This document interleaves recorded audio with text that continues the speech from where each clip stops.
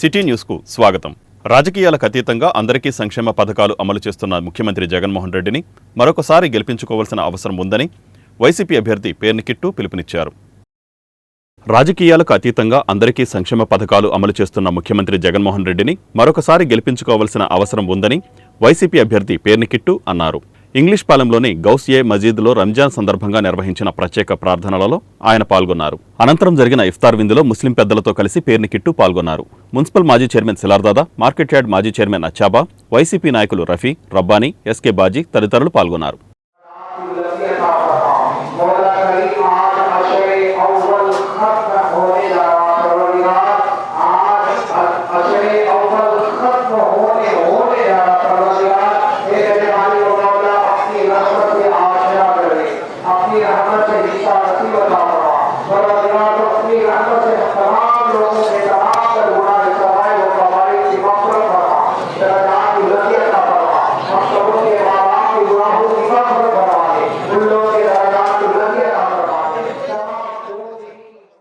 రానున్న ఎన్నికలలో TDP, Janasena, BJP కూటమికి విజయం చేకూర్చాలని మాజీ మంత్రి కొల్లు రవీంద్ర పిలుపునిచ్చారు.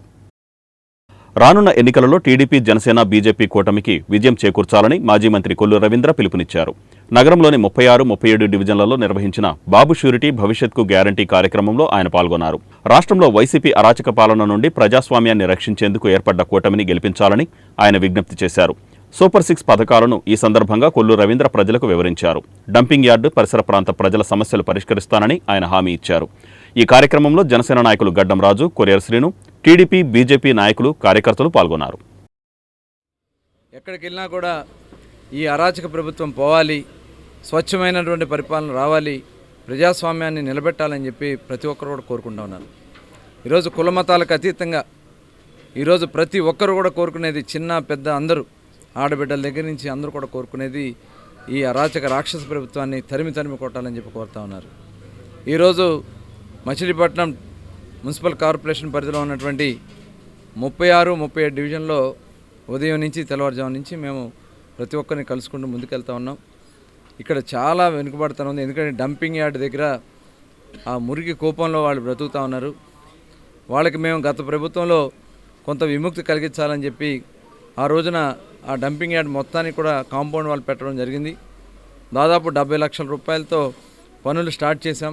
కింద పిల్లర్స్ వేసాం, చుట్టూ ఫిల్ట్ బీమ్ వేసి గోడ కట్టడానికి ప్రిపేర్ అవుతున్నటువంటి సందర్భంలో తర్వాత వచ్చినటువంటి ప్రభుత్వం దాన్ని ఆపేశారు. ఇవాళ వర్షం పడితే ఏదైతే ఆ చెత్తలోంచి వచ్చే వాటర్ అంతా కూడా ఇళ్లలోకి వెళ్ళిపోయి అనారోగ్యం పాలైపోతూ ఉన్నారు. రాత్రుళ్ళు అయితే మొత్తం పొక్కమ్మేస్తూ ఉంది ఆ చుట్టుపక్కల ప్రాంతాలని చెప్పి వాళ్ళు చెప్తా ఉంటే నిజంగా చాలా బాధ కలుగుతూ ఉంది. గతంలో నేను అనేక సార్లు ప్రయత్నం చేస్తే ఈ డంపింగ్ని వేరే ప్రాంతాలకు పెట్టించి ఎక్కడికక్కడ సెగ్రిగేట్ చేయడానికి లేటెస్ట్ టెక్నాలజీతో మేము ప్లాన్ చేస్తే కావాలని పేర్ని నాని గారు దానికి అనేక రకాలుగా అడ్డం పడటం జరిగింది. ఇవాళ ఎప్పుడు కూడా బందరు అభివృద్ధిలో ఆయన చేయడానికి, రాజకీయాలు చేయడానికి ముందుంటాడు తప్ప అభివృద్ధి చేయడంలో ఆయన ఎప్పుడో కూడా వెనకే ఉంటాడు. ఇవాళ ఇళ్ల స్థలాలే తీసుకుందాం. ఇవాళ ఇదే డంపింగ్ యార్డ్లో ఎన్నో సంవత్సరాలుగా అక్కడ ఉంటా ఉన్నారు. మేము గత ప్రభుత్వంలో దాన్ని మున్సిపాలిటీలో తీర్మానం చేసి ఆ తీర్మానాన్ని మాస్టర్ ప్లాన్ మార్చడానికి మేము ప్రపోజల్ పెడితే 5 సంవత్సరాలు కనీసం ఆ మాస్టర్ ప్లాన్ తీసుకురాని కారణంగా, మార్పు చేయని కారణంగా పట్టాలు రానటువంటి పరిస్థితి ఉంది. కానీ ఇవాళ ఎలక్షన్స్ రాగానే నెల రోజుల ముందు తీసుకొచ్చి పట్టాలు, ఇదిగో మీకు పట్టాలు ఇచ్చేస్తా అని చెప్పి ఉమ్మడి అభ్యర్థి అలాగే పవన్ కళ్యాణ్ గారు, చంద్రబాబు నాయుడు గారు ఆశీర్వదించి పంపించినటువంటి కొల్లు రవీంద్ర గారి పర్యటనకు ప్రజలు బ్రహ్మరథం పడుతున్నారు. ప్రతి చోట కూడా మీరే రావాలి, మీరే కావాలి, 5 సంవత్సరాల క్రితం ఆగిపోయిన అభివృద్ధి ముందుకెళ్లాలంటే కొల్లు రవీంద్ర గారు రావాలి అని చెప్పి పార్టీలకు అతీతంగా, కుల మతాలకు అతీతంగా, కార్మిక కర్షక సోదరులు, ఒక పక్క ఉన్నటువంటి అనేక రంగాలు అన్నీ కూడా కుదేలైపోయినటువంటి బందరికి జనాభా తగ్గిపోయేటటువంటి పరిస్థితి ఏర్పడిందంటే అంతకంటే దౌర్భాగ్యం లేదని చెప్పి బందరు ప్రజలు అంటున్నారు. ఈరోజు మేము ఒకటే చెప్తున్నాం, వైసీపీ రాష్ట్రంలో ఒక సైకో పాలన ఏర్పాటు చేసింది. అలాగే మచిలీపట్నంలో కూడా ఒక సైకో పాలన ఇక్కడ ఏర్పడింది.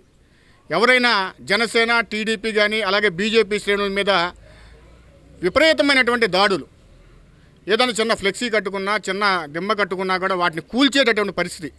మరి ఇవాళ రోడ్డు పక్కన మీరు ఏ విధంగా బందరు ప్రజలను మోసగించడానికి మీ కొడుకు గెలుపు కోసం బందరు ప్రజలను మీరు మోసగిస్తారా పేర్ని గారు అని మేము అడుగుతున్నాం. మేము ఒకటే చెప్తున్నాం, మీరు ఇచ్చేటటువంటి పట్టాలకు ఎక్కడైనా ధృవీకరణ ఉందా ఈ ప్రభుత్వం నుంచి? అది ఎక్కడైనా మీకు ఎక్కడికైనా పాపం వాళ్ళకి ఒక బీఫామ్ కానీ లేదా ఒక పొజిషన్ సర్టిఫికేట్ కానీ వచ్చేటటువంటి పరిస్థితి ఉందా అని చెప్పి మిమ్మల్ని మేము ప్రశ్నిస్తున్నాం. ప్రజలు అప్రమత్తంగా ఉండాలి. ఈ మోసపూరితమైనటువంటి వాగ్దానాలు కానీ పట్టాలు కానీ గత ఎన్నికల్లో కార్పొరేషన్ ఎన్నికల్లో వార్డుకి 400 పట్టాలు ఇచ్చారు. మీరు ఎవరికైనా ఉపయోగపడినాయా అని చెప్పి మిమ్మల్ని అడుగుతున్నాం. ఈ రాష్ట్రంలో వైసీపీ నోటాతో పోటీ తప్పితే ఎన్డీఏతో పోటీ కాదు. బందర్లో కొల్లు రవీంద్ర గారికి బ్రహ్మరథం పడుతున్నారు. రాష్ట్ర స్థాయిలో నిలిచిపోయేటటువంటి చరిత్రలో నిలిచిపోయేటటువంటి మెజార్టీని కొల్లు రవీంద్ర గారికి ఇక్కడ జనసేన టీడీపీ బీజేపీ శ్రేణులు ఇస్తారని చెప్పి వారికి మేమందరం కూడా సంఘీభావం ప్రకటిస్తూ బందరు అభివృద్ధికి మరలా వైఎస్ఆర్ కాంగ్రెస్ పార్టీ తిరుగులేని విజయం సాధిస్తుందని జిల్లా పరిషత్ చైర్పర్సన్ ఉప్పాల హారిక, పెడన వైసీపీ అభ్యర్థి ఉప్పాల రాము అన్నారు.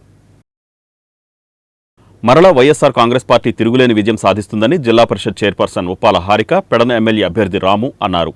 మున్సిపల్ చైర్పర్సన్ కటకం నాగకుమారి, కౌన్సిలర్లు, నాయకులు, కార్యకర్తలతో కలిసి పెడన పట్టణంలోని 1వ వార్డులో ప్రజాదీవెన కార్యక్రమంలో హారిక, రాము దంపతులు పాల్గొన్నారు.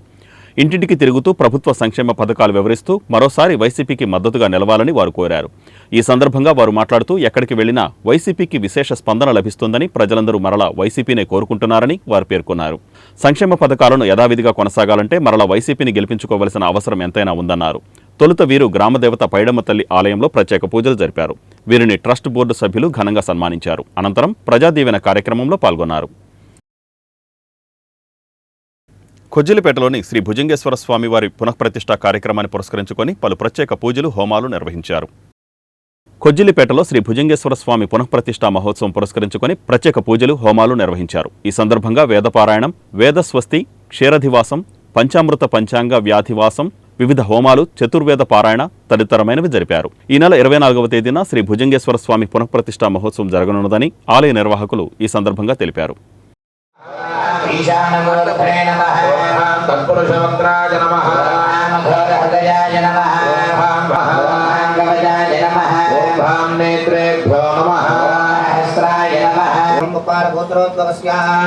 दिनेश नाग वेंकट कुमार नामधेयस्य धर्मवती समेतस्य सह कुटुंबस्य आयुष्याभिवृद्ध्यर्थं धर्मवती समेतस्य सह कुटुंबस्य आयुष्याभिवृद्ध्यर्थं रणशल्यगोत्रोद्भवस्य प्रसन्न कुमार नामधेयस्य रविशंकर नामधेयस्य धर्मवती समेतस्य सह कुटुंबस्य आयुष्याभिवृद्ध्यर्थं मिथुनकुलगोत्रोद्भवस्य मोहन समद्धरणार्थमस्मिन् कुलपति ब्राह्मणानां समस्त संध्योपासनया गरुत्र्यादित्यर्थं शिवार्चनादित्यर्थं गणगमन मकुटके रोदकोल भट्ट देवांग प्रधानवस्थैश्वर्य परादि विविधैश्वर्य समेत श्री दिग्वे लक्ष्मी समर्थ्यर्थं. కుల మత వర్గాలకు అతీతంగా సంక్షేమ పథకాలు అమలు చేస్తున్న ముఖ్యమంత్రి వైఎస్ జగన్మోహన్ రెడ్డిని మరోసారి గెలిపించుకోవాలని పేర్నికిట్టు అన్నారు. కులమత వర్గాలకు అతీతంగా అందరికీ సంక్షేమ పథకాలు అమలు చేస్తున్న ముఖ్యమంత్రి జగన్మోహన్ రెడ్డిని మరొకసారి గెలిపించాలని వైసీపీ అభ్యర్థి పేర్నికిట్టు పిలుపునిచ్చారు. మున్సిపల్ పార్కును ఆయన సందర్శించి ప్రజలతో మాట్లాడారు. వారి సమస్యలు విని వాటి పరిష్కారానికి కృషి చేస్తానని, ఎన్నికల్లో మీ సహాయ సహకారాలు కావాలని ఆయన కోరారు. ఈ కార్యక్రమంలో పట్టణ అధ్యక్షులు సలార్దాదా, మాజీ డిప్యూటీ మేయర్ లంకా సూరిబాబు, మాజీ urban bank chairman Borra Vithal, urban bank chairman Pallapotha Subrahmanyam, కార్పొరేటర్లు, వైసీపీ నాయకులు పాల్గొన్నారు. భవిష్యత్ తరాలకు రక్షిత మంచినీటిని అందించాల్సిన అవసరం ఉందని న్యాయ సేవాధికార సంస్థ కార్యదర్శి ఆర్ కృష్ణయ్య అన్నారు. భవిష్యత్ తరాలకు రక్షిత నీటిని అందించాల్సిన అవసరం ఉందని న్యాయ సేవాధికార సంస్థ కార్యదర్శి ఆర్ కృష్ణయ్య పేర్కొన్నారు. అంతర్జాతీయ జల దినోత్సవం పురస్కరించుకొని కాసానిగూడెంలోని మున్సిపల్ కార్పొరేషన్ నీటి శుద్ధి కేంద్రాన్ని ఆయన పరిశీలించి నీటి వినియోగంపై అవగాహన కార్యక్రమం నిర్వహించారు. మారుతున్న కాలానికి అనుగుణంగా నీటి అవసరాలు పెరుగుతున్న నేపథ్యంలో 2024వ సంవత్సరాన్ని ప్రపంచ జల దినోత్సవంగా ప్రకటించారన్నారు. జలమే జీవనం అనే నినాదంతో నీటి లభ్యత, అవసరాలు, వినియోగంపై విస్తృతంగా అవగాహన కల్పిస్తున్నట్లు ఆయన తెలిపారు.